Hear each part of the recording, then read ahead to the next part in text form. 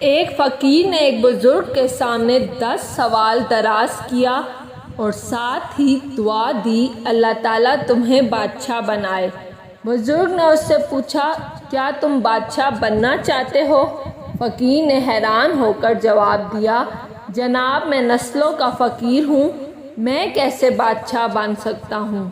بزرگ نے کہا، چلو ہم ایک تجربہ کرتے ہیں، میں تمہیں بادشاہ بنانے میں کامیاب ہو گیا تو تم مجھے حج کراؤ گے، اور میں اگر ناکام ہو گیا تو میں پوری زندگی تمہاری کفالت کروں گا۔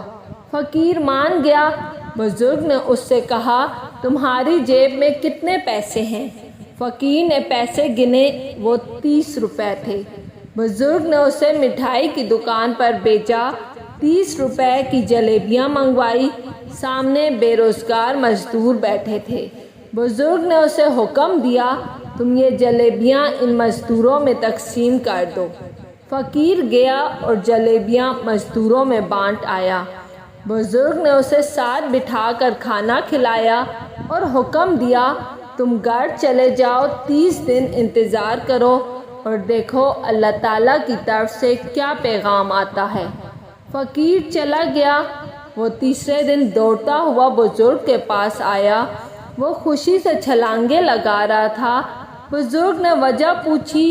فقیر نے بتایا، مجھے پچھلے مہینے ایک کلرک نے بھیک میں پرائز بانڈ دیا تھا، میں نے وہ بانڈ سنبھال لیا، آج وہ بانڈ نکل آیا، میں بیٹھے بٹھائے 3 لاکھ روپے کا مالک بن گیا۔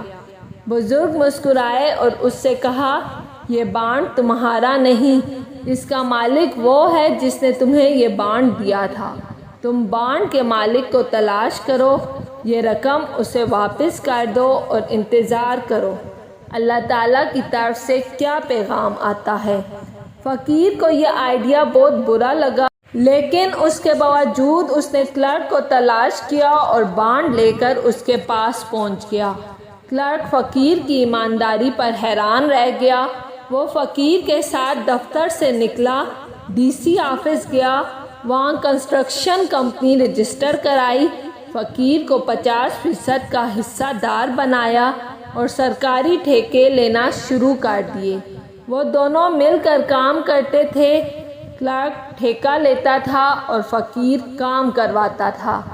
یہ کمپنی مزدوروں کو 3 وقت کا کھانا دیتی تھی۔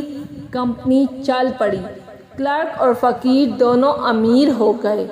یہ دونوں بزرگ کو ہر سال حج پر بھجواتے تھے اور شام کے وقت فقیروں کو روک کر انہیں بادشاہ بننے کا نسخہ بتاتے تھے۔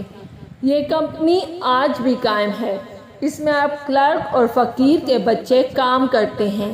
یہ کمپنی 30 روپے کے صدقے سے شروع ہوئی، یہ اب تک درجنوں لوگوں کو بادشاہوں جیسی زندگی دے چکی ہے۔ میں ذاتی طور پر ایسے 20 لوگوں سے واقف ہوں جو جاہل بھی ہیں، نالائق بھی اور غیر محتاط بھی، لیکن ان پر اللہ تعالیٰ کا کرم برستا رہتا ہے۔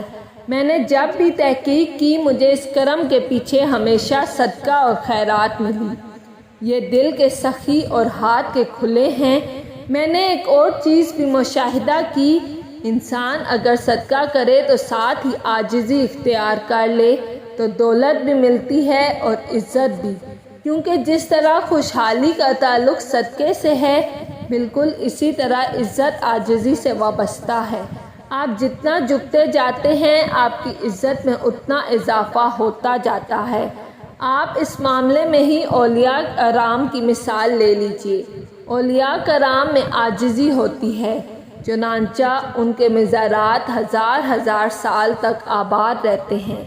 یہ کھلے دل اور فراخ ہاتھ بھی ہوتے ہیں، چنانچہ ان کے درباروں پر ان کے انتقال کے بعد بھی لنگر چلتے ہیں اور بادشاہ مال و متاع لے کر ان کی درگاہ پر حاضر ہوتے رہتے ہیں۔